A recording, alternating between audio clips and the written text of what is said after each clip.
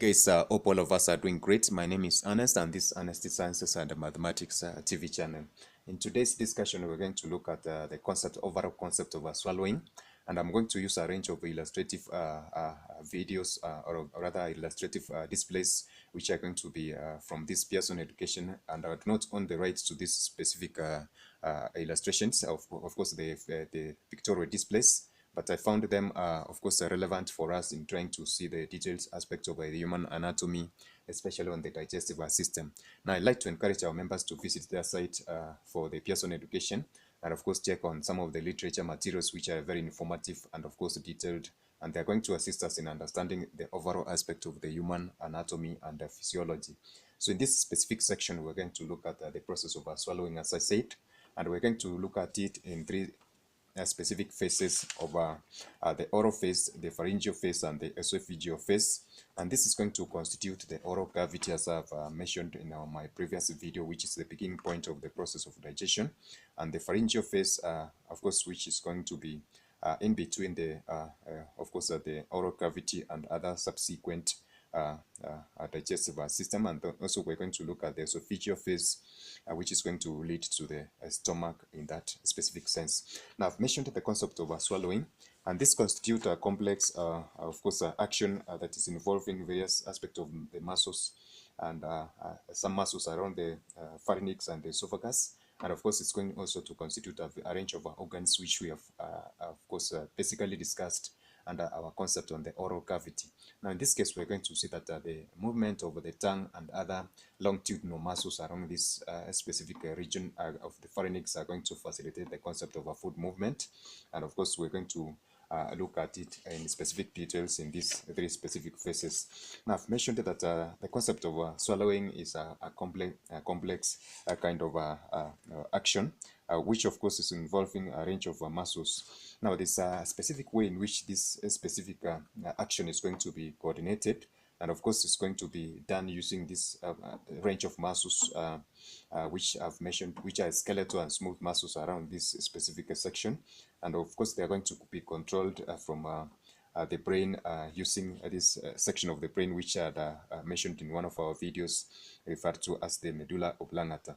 And this is going to be a voluntary action, and of course it's going to be an involuntary action, and it's going to be initiated by the medulla oblongata, as I've mentioned, which is located in the brain. Now, this is going to be happening between the pharynx and the esophagus, which we are going to see later in our subsequent videos. Now, there are a range of processes which are going to be mentioned during this particular process of swallowing, and one of them is going to be referred to as peristalsis, which basically is a propulsive movement of these specific food materials, which is going to be taken into the stomach, and it entails the sequential smooth muscle contractions, and of course which is going to occur in several regions apart from the esophagus, which include the stomach and the intestines in that particular respect. Now, as I can see from this specific display, we're going to see that as the tongue moves up, it's going to ensure that this particular food which have been taken have moved into this region. And this uvula, which I had mentioned, which is going to be this specific extension, is going to move in some way, and therefore we're going to have this food move into the pharynx in a particular form. Now we're going to see this one being referred to as a bolus, and these are going to be sections of the portion of food which are going to be semicircular or circular in nature, and they're going to move in portions into the pharynx. Now, this epiglottis is going to move in a way that it's going to prevent this a particular food material from entering to the larynx, which is the, of course, a gaseous exchange system, of course, which is located at this specific point.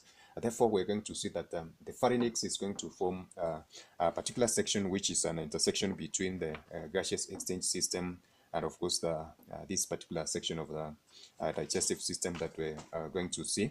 And of course, it's going to be coordinating with it in some way in order to ensure that the activities of food movement and air intake are this specific region coordinated. In a sense, therefore, we can refer to this particular pharynx, or the pharyngeal phase involving the pharynx, which is basically an organ or a funnel connecting the oral cavity to the esophagus and the nasal cavity at this specific region, which I had said called, of course, is a point of intersection between the gaseous exchange system and this part of the digestive system, as I've mentioned.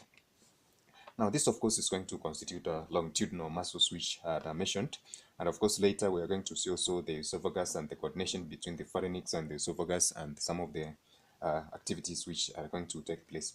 So catch us in our next video as we are going to look at the second phase of this process of swallowing, which of course is going to entail the esophageal phase that I mentioned in our last discussion. So basically then therefore it's going to move from the oral phase which we had mentioned, which is a voluntary action that is being undertaken. Now for the pharyngeal phase is going to be an involuntary process which I mentioned is coordinated by the medulla oblongata, and then we're going to move at other region of course of the esophageal phase, which is also an involuntary wave of muscle contractions, of course, which is going to take food forward into the stomach. So catch us in our next video in that specific discussion. And I'd like to encourage our members to check our description boxes for various links of other similar videos on the same discussion on the concept of a human digestive system. So that is it for now, guys. By God bless you. Catch us in our next video.